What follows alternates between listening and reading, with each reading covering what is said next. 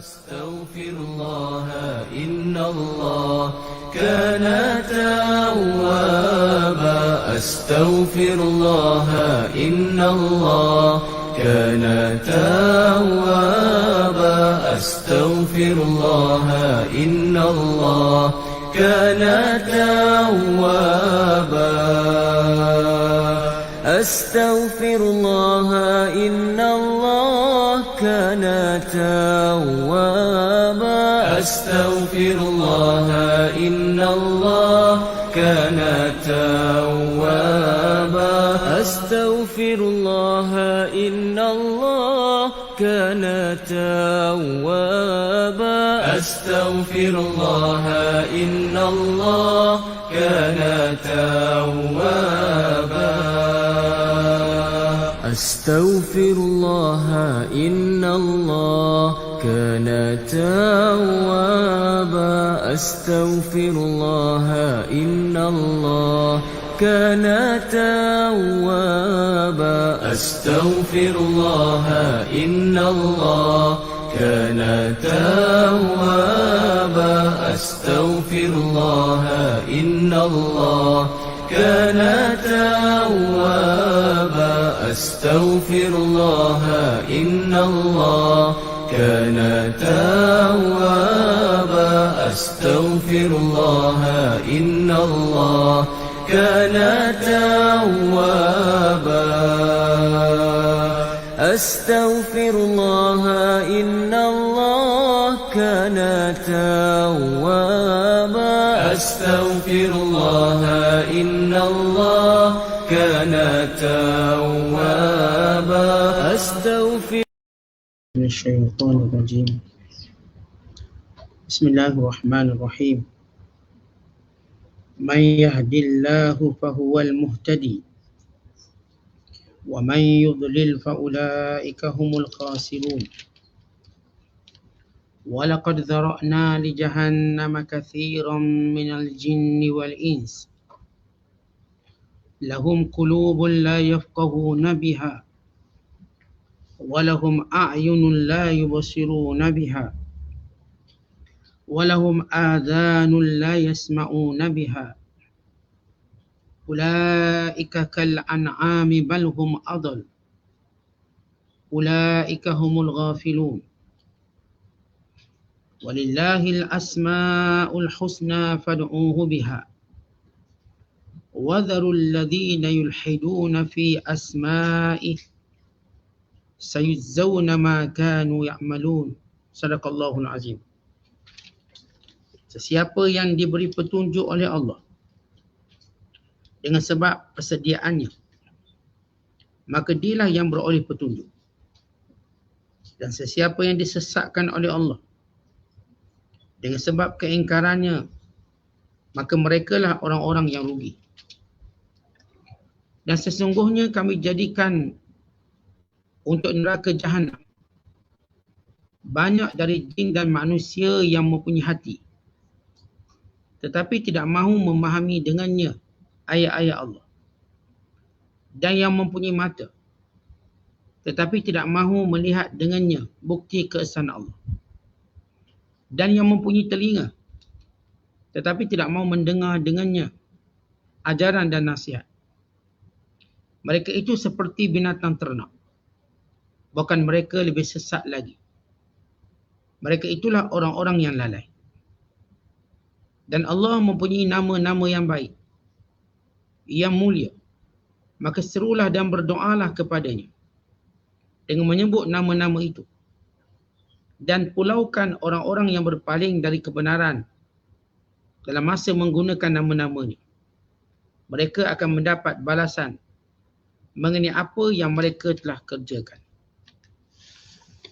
Muslimin dan muslimat yang dirahmati Allah sekalian, masih lagi kita berada dalam suratul A'raf, surah yang ke-7, pada juzuk yang ke-9, pada ayat yang ke-178 sehinggalah ayat 180, 3 ayat. Ayat-ayat yang kita bacakan ini menceritakan tentang sebab mendapat hidayah dan sebab akan menjadikan manusia sesat. Dan menceritakan tentang akibat kesesatan tersebut. Ada azab yang menanti dan menunggu. Dan juga ayat yang kita bacakan menceritakan tentang nama-nama Allah yang baik atau disebut Asma'ullahul Husna. Kelebihan, keutamaannya. Dan juga amaran kepada orang yang menyelewengkan. Menyeleweng perkataan atau nama-nama Allah untuk tujuan kesesatan dan untuk tujuan kebatilan. Kalau sebelum ini kita telah menceritakan kisah Bal'am bin Ba'urah, orang alim di kalangan Bani Israel, bahkan merupakan murid kepada Nabi murid kepada Nabi Musa AS, yang belajar daripada Musa, yang menjadi utusan Nabi Musa, sehingga disesatkan dengan kemewahan dunia dan kerana keinginan untuk diam lama atas dunia, tertipu dengan permainan dunia. Maka bagaimana Allah Ta'ala tukar dia daripada seorang yang kenal Allah kepada seorang yang jahil, kepada seorang yang mengikuti syaitan, bahkan tergolong di kalangan golongan sesat. Dan Allah menggambarkan sifat orang ini dan juga seumpamanya, seumpama anjing yang sentiasa terjelai-jelai, yang tidak mendapat kepuasan walau apa pun yang diperolehinya.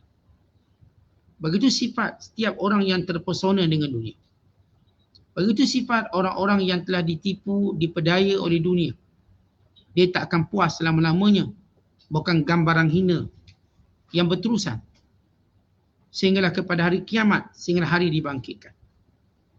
Kisah yang Allah ceritakan ialah kisah pengajaran. Kerana itu Allah Ta'ala tak sebut nama siapa bila berlaku secara umum. Supaya kita lebih fokuskan kepada mesej.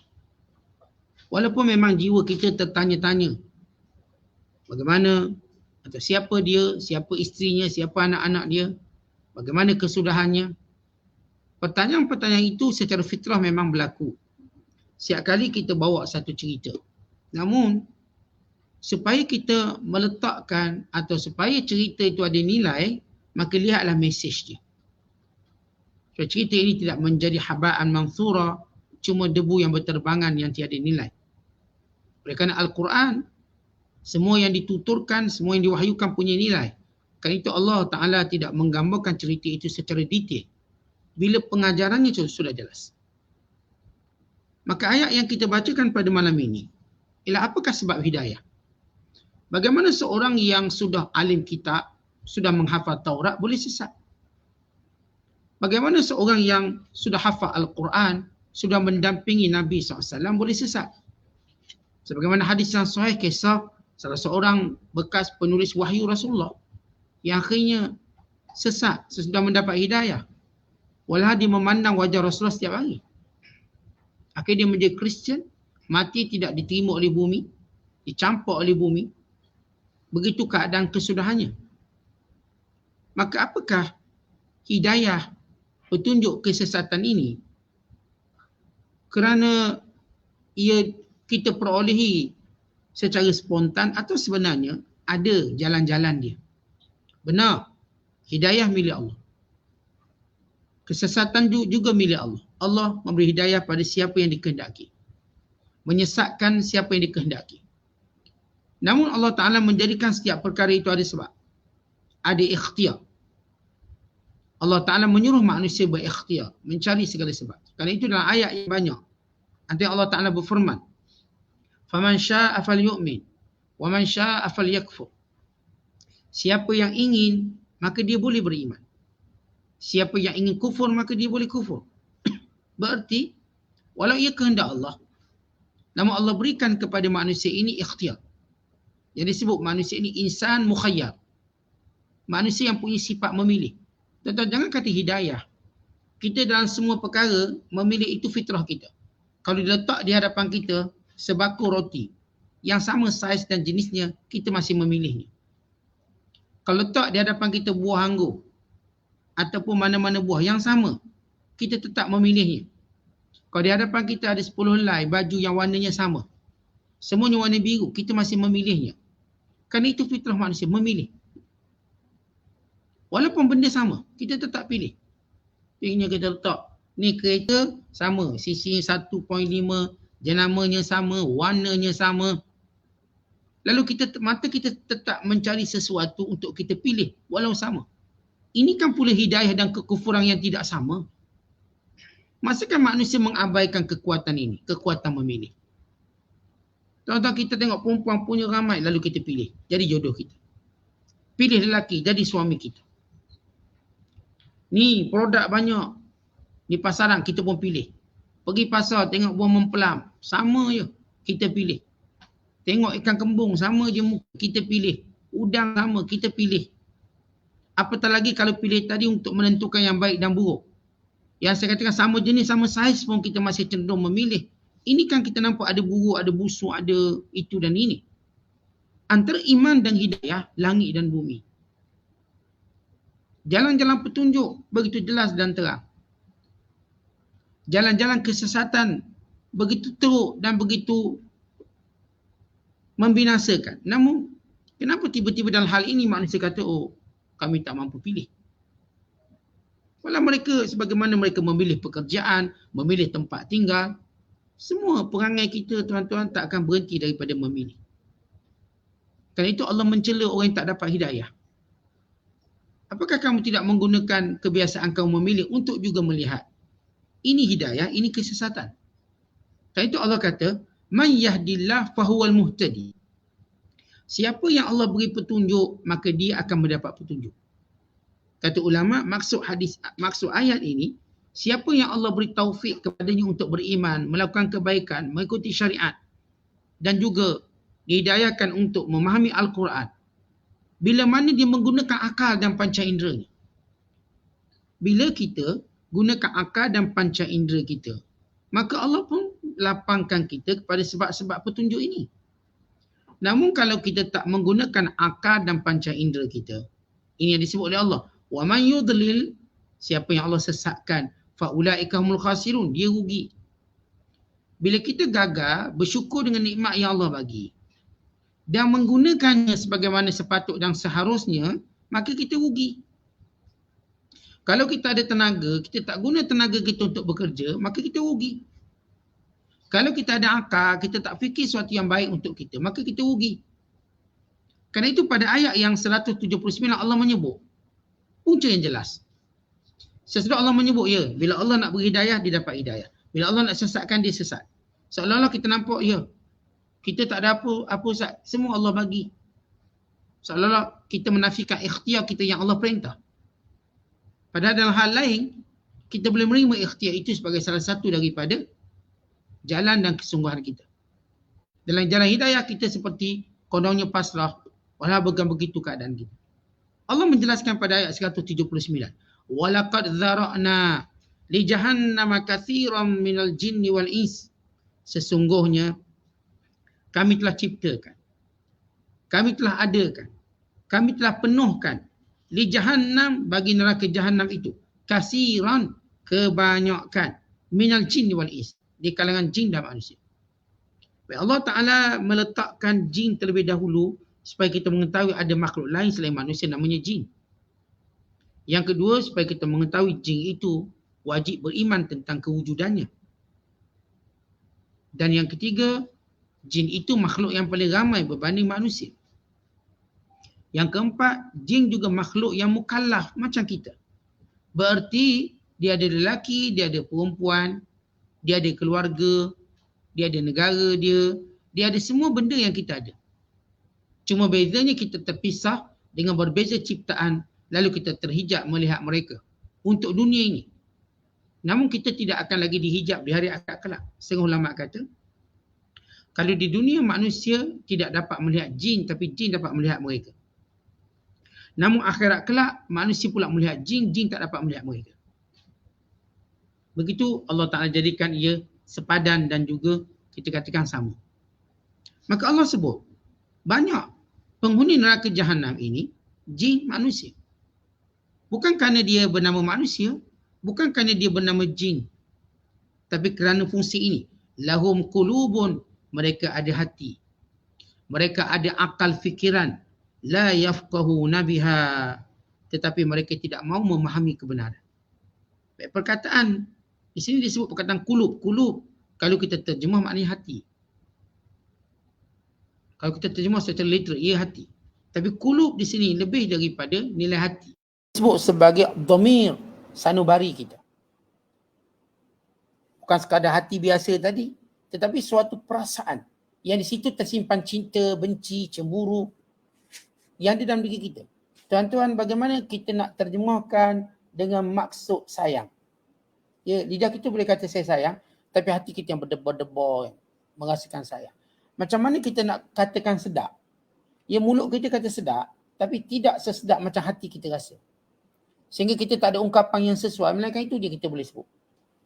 Maka Allah kata kamu ada hati yang dalam ini, yang dapat merasa. Sehingga kalau kita buat salah, kita rasa bersalah. Walaupun orang puji kita betul. Kalau kita tak rasa bahagia, kita tetap rasa tak bahagia. Walau harta kita kering kanang menimbun, orang kata kita bahagia. Orang kata kita bahagia sebab kita kaya, sebab rumah kita besar, sebab pekerjaan kita ni berprestij. Orang kata, tapi hati kita ni tak boleh menipu diri kita. Kita tak bahagia.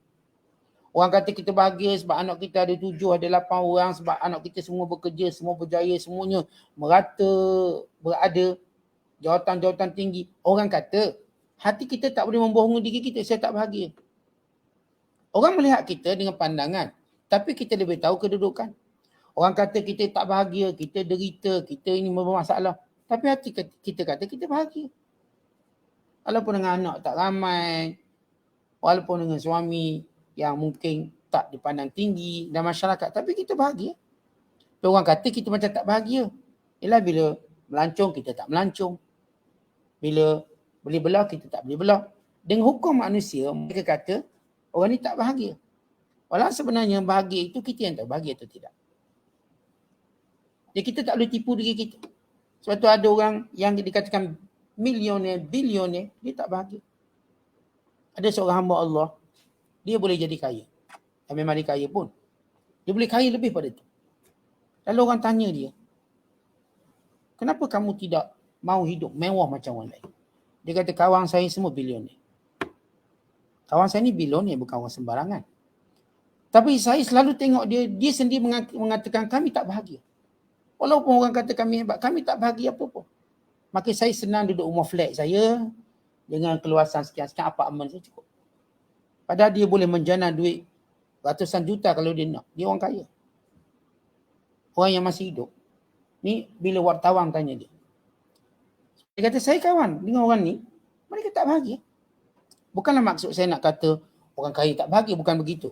Bukan nak kata orang miskin tu bahagia, bukan. Maksud saya, ia berkait dengan hati kita bahagia atau tidak. Dan ini yang Allah nak sebut di sini. Kebenaran itu dapat diketahui oleh hati. Dapat kita tahu, hati kita. Hati kita ini dia akan berfikir lebih dalam pada akal kita itu sendiri. Sebab apa yang berada pada akal kita, sebahagian apa yang ada di hati kita. Maksudnya kalau hati kita fikir 100, akal kita cuma dapat proses 10% daripada apa yang ada di hati kita. Macam saya katakan, dan hati kita rasa cinta, akal kita dapat proses 10% dia. Perkataan kita lidah pula mungkin dapat proses 1%. Cuma kita berkata, saya cinta awak, setakat tu je. Atau saya rindu awak. Tapi hati ni, yang tidak jumpa perkataan sesuai untuk menyebut rindu, cinta, benci, cemburu, tak ada. Betul, tahu-tahu orang ni sakit jantung mati. Ini gambaran hati Allah sebut. Bahawa kebenaran itu dari dalam hati ditahu ini kebenaran. Itu kata Allah, mereka ini ada hati. La yafqahuna biha. Mereka tidak mau mengambil faham daripada apa yang mereka lihat akan kekuasaan Allah, akan kesempurnaan zat Allah, akan segala hukum hakam Allah, akan kebenaran yang Allah Ta'ala turunkan, akan Rasul dan Nabi yang Allah Ta'ala bangkitkan, akan wahyu yang menjadi pegangan dan menjadi mukjizat. Walahum a'yunun, dan mereka pula ada mata. La yubsiruna biha, tetapi mereka tidak melihat dalil-dalil kekuasaan Allah. Mereka tidak melihat dengan pandangan iktibar dan pengajaran. Mereka tak tengok orang yang hidup kemudian mati. Mereka tak tengok orang yang berkuasa kemudian tak ada apa-apa. Mereka seperti tak ambil pengajaran. Nenek moyang mereka yang sudah berlalu pergi tidak meninggalkan apa-apa dan tidak membawa apa-apa bersama mereka. Mereka lupa bahawa apa pun yang mereka hari ini berbalau kerana benda tu, mereka tak akan bawa dalam kubur bersama mereka. Tentang kita ada mata, kita lihat orang yang lebih dahulu pada kita. Siapa? Mak ayah kita. Mana mereka? Tak ada dah. Nenek moyang kita tak ada dah. Ya, kita melalui waktu itu. Kita berada pada lorong yang sama. Mereka mendahului kita. Sebab itu kita selalu sebut, antum sabiqun wa nahnu insya-Allah bikum lahiqun. Kamu pergi dahulu, kami menyusul di belakang. Kami sedang menyusul. Kita sedang menyusul orang-orang sebelum kita. Mereka pergi, mereka tinggalkan dunia ini. Dengan segala kekayaan yang pernah mereka kumpulkan. Dengan segala kemegahan yang pernah mereka perolehi. Dengan segala kawan-kawan dan manusia yang pernah menyukai mereka. Tapi hari ini mereka pergi bersendirian. Dan kita juga sama. Pandangan mata kita melihat kubur. Kubur orang ni ialah orang yang pernah kita kenali. Orang yang pernah ada macam kita ada.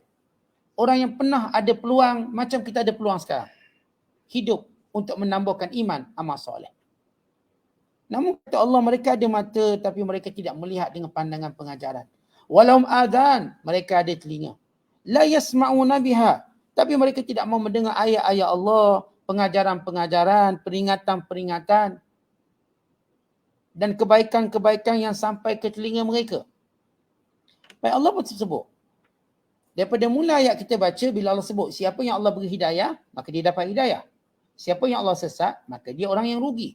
Kemudian Allah menyebut apa punca mereka sesat. Apa punca Allah beri hidayah? Punca Allah jadikan orang ini sesat sebab mereka tak gunakan akal, hati dan panca indera. Dan mafhum mukhalafah, orang yang menggunakannya itulah punca dia dapat hidayah. Bukan Allah bagi tanpa dia buat apa-apa. Kerana dia melalui sunnatullah tadi. Digunakan akal, digunakan telinga, digunakan pandangan, dia tengok semua, dia fikir semua. Tapi yang tidak mahu menggunakan panca indera, inilah masalah mereka. Lalu Allah Ta'ala menyamakan mereka. Kalau sebelum ini sebut anjing. Kali ini Allah Ta'ala menyebut, ulaika kal an'am, mereka seperti binatang. Mereka inilah binatang-binatang ternakan. Baik, kenapa ditaufik ataupun ditamthilkan mereka ini sebagai binatang-binatang? Sebab binatang ini cuma berfikir apa yang boleh mengenyangkan perutnya. Dan lari apa yang boleh memudaratkannya semata-mata. Tanpa memikirkan apa yang lebih besar pada itu. Binatang tadi kerjanya cuma makan, nak gemukkan badan. Dia makan dan dimakan, dimakan. Dia tak pernah tengok kawan dia kena sembelih ke, kawan dia kena kurung ke, tak ada. Dikurung pun dia tak tahu kenapa, dia lepas pun dia tak tahu kenapa. Yang dia tahu nak makan. Waktu mana dia berbunyi untuk makan. Itu sahaja sifat binatang. Manfaatnya cuma manfaat fizikal. Untuk jadi gemuk. Dan kita pun memang menilai binatang dengan gemuk dia. Tapi kita tak nilai manusia dengan gemuk dia. Bukan kerana dia gemuk dia lebih berharga.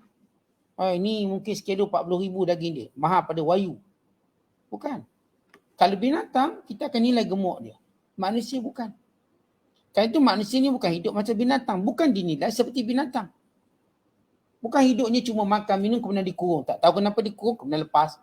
Macam kita balik rumah, keluar makan, balik rumah kemudian. Perjalanan macam tu. Rumah tu macam kandang kita. Pergi kerja, cari makan, cari duit. Kemudian balik rumah, tidur. Begitu rutin kita setiap hari. Bagaimana mungkin kita dapat hidayah? Bahkan kata Allah, ulaika kal an'am balhum adhar. Mereka lebih teruk daripada binatang. Kenapa? Binatang memang diciptakan demikian. Tapi manusia tidak diciptakan demikian. Kita bukan dicipta untuk menjadi nilai seperti binatang. Ulaika humul ghafilun. Ianya berlaku kerana mereka ialah orang-orang yang lalai. Bila Allah menyebut perkataan ghafil, maknanya kamiluna fil ghaflah. Orang ni memang perfect dia punya lalai. Sempurna kelalaiannya. Bagaimana tidak sempurna kelalaiannya bila seluruh panca inderanya tidak digunakan? Walau dia menggunakan telinganya untuk seronok dan mencari bahagia dunia. Cari lagu-lagu yang sedap-sedap. Cari pemandangan yang lawa-lawa, cantik-cantik, melancong seluruh negara. Nak tengok sesuatu yang senangkan dia. Tapi dia tidak mahu menggunakan mata yang sama, telinga yang sama untuk kenal Allah yang mencipta semua. Bukan menciptakan dirinya. Bukan memberi rezeki dan memberi segala nikmat yang ada pada dirinya. Bukankah ini kebiadaban seorang makhluk yang bernama manusia? Walhal kita tuan-tuan, semua hidup kita dengan kurniaan Allah. Tiba-tiba kita berikan hak kita cuma pada alam. Yang makhluk macam kita. Beri masa yang banyak untuk tempat-tempat menarik, lawa, cantik. Beri masa yang banyak di meja-meja makanan untuk mengenyangkan perut. Beri masa yang banyak untuk telinga ketadah, hiburan-hiburan. Yang sekadar untuk menggamit memori kita, kenangan silam kita. Itu saja. Mana semua benda ini dalam kita gunakannya untuk mengenali pencipta kita. Ini yang disebut oleh Syekh Abdul Qadir Jilani. Makhluk tanpa khalik. Manusia tanpa Tuhan. Yang ni manusia yang tak pernah ingat Tuhan yang paling berjasa pada dia. Tahu kita ni logik. Kalau orang tak kenal jasa kita panggil biadab. Biadab. Ni tak kenal budi orang ni. Saya sebut orang ni tak kenal budi. Tuan-tuan, siapa yang lebih tidak kenal budinya daripada makhluk yang lupa mengingati Allah? Ini bapa yang tak kenal budi. Ini lagi besar yang tak kenal budi. Ya Allah namakan mereka sebagai ghafil. Lalai. Bahkan Allah menggambarkan mereka seperti binatang. Kamu seperti binatang. Tak faham apa-apa. Telinga binatang besar. Telinga gajah besar. Tapi dia faham apa tak? Dia tak faham apa-apa. Akhir semua habitatnya rosak dan musnah. Dia pun tak faham apa-apa lagi. Sampai hari ni tak faham. Dia pun tak faham kenapa diikat. Dia cuma mengamuk kalau tak ada makanan. Kalau dikurung dalam zoo, diberi makanan, dia pun okey. Walau telinga dia besar. Matanya lebih tajam. Otaknya lebih besar. Tapi kalau tak guna, maka otak ni cuma layak untuk direbus, untuk dimasak kari. Kita tuan-tuan punya nilai yang lebih besar pada tu. Jadi Allah Ta'ala beri sebab. Kalau kita baca tentang Bal'am bin Ba'ura, sesatnya. Dan Allah menyebut sebabnya. Sebab yang lebih detail untuk kita halusi bersama. Di mana kita dengan segala nikmat yang Allah bagi? Hati kita, telinga kita, mata kita. Tidakkah kita menggunakan untuk mencari rahmat, mencari kurniaan, mencari hidayah Allah Ta'ala? Baik, sesudah Allah menyebut golongan yang mendapat hidayah dan punca kesesatan. Kemudian Allah menyebut nama Allah itu baik. Walillahil asma'ul husna. Bagi Allah nama-nama yang baik. Fad'uhu biha. Maka serulah Allah dengan nama-nama ini. Wadharul ladhina. Maka tinggalkanlah, pulaukanlah orang-orang yulhiduna fi asma'ih, yang menyalahgunakan nama Allah. Yang menggunakan nama-nama Allah ini bagi menamakan berhala-berhala mereka. Mereka namakan berhala ini Rahman. Berhala. Mereka namakan Lata, Uzza. Perkataan ilah diambil daripada perkataan ilah menjadi Lata. Perkataan Aziz diambil perkataan Aziz kepada Uzza. Lalu letakkan nama berhala mereka. Perkataan Manah diambil daripada perkataan Manan, yang maha kurnia, Manan, pemberi, dijadikan sebagai berhala Manah. Mereka ambil nama istiqaq, nama pecahan dari nama Allah untuk letak pada berhala. Letak berhala ini namanya Rahman atau Rahma. Letak berhala ini nama Lata, Uzza, Manah dan lain-lain nama. Kata Allah, kelompok-kelompok yang menggunakan nama Allah dengan cara salah, pulau dia. Jangan berkawan dengan mereka. Sayuzawna ma kanu ya'malun. Mereka bakal mendapat azab dengan apa yang mereka lakukan. Baik, di sini Allah Ta'ala menyebut nama Allah yang indah. Kalau kita buka Al-Quran, Allah Ta'ala sebut di dalam 4 surah. Nama-nama Allah yang indah ini. Yang pertama dalam surah A'raf yang kita bacakan ini. Yang kedua di akhir surah Isra. Disebut dengan firmannya Qul du'u Allah awidu'ur Rahman ayyamma tad'u falahul asma'ul husna. Dan yang ketiga dalam surah permulaan surah Taha, Allah berfirman Allahu la ilaha illahu lahul asma'ul husna. Dan yang keempat dalam akhir surah Hashr, surah Al-Hashr, Allah berfirman huwallahul khariqul bari'ul musawwir lahul asma'ul husna. Nama-nama Allah ini, apakah sebab turun ayat ini? Bila sebahagian orang Islam, bila mereka berdoa, dalam doa mereka, mereka sebut Ya Rahim, Ya Rahman. Lalu musyrikin Makkah kata, orang Islam didakwa disembah Tuhan yang satu. Yang banyak Tuhan sebut tu. Disebut Tuhan Rahman, Tuhan Rahim, Tuhan Fattah, Tuhan Alim. Banyak Tuhan. Dia kata sembah Allah je. Kenapa ada nama-nama lain? Kalian tak faham bahawa nama-nama itu ialah nama Allah juga. Allah punya nama-nama yang banyak. nama-nama yang menunjukkan sifat, nama-nama yang menunjukkan kurniaan Allah Ta'ala, nama-nama yang menunjukkan kesempurnaan Allah. Kerana mulia sesuatu bila namanya jadi banyak. Maka Allah Ta'ala mempunyai nama yang banyak.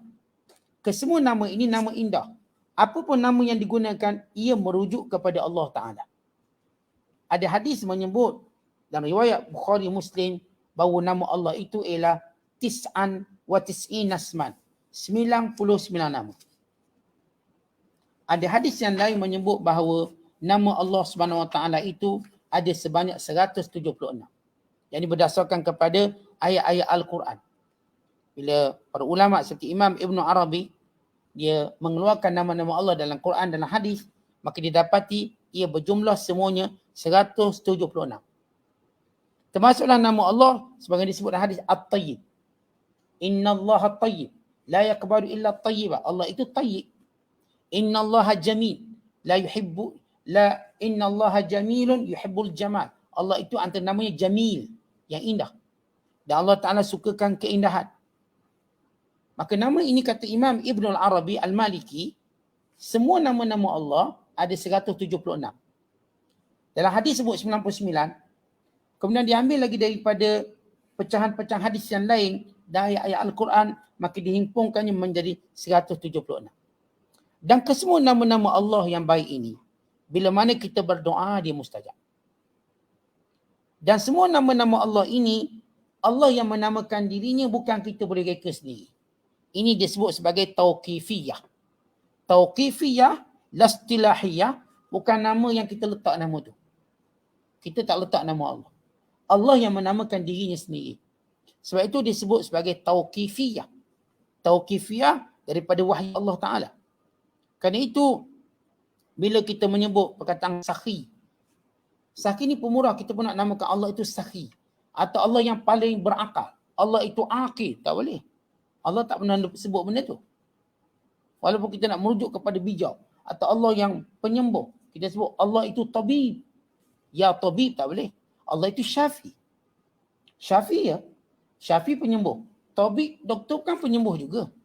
Boleh tak kita panggil nama Allah tabib? Tak boleh. Allah tak namakan namanya tabib. Ataupun faqih yang bijak.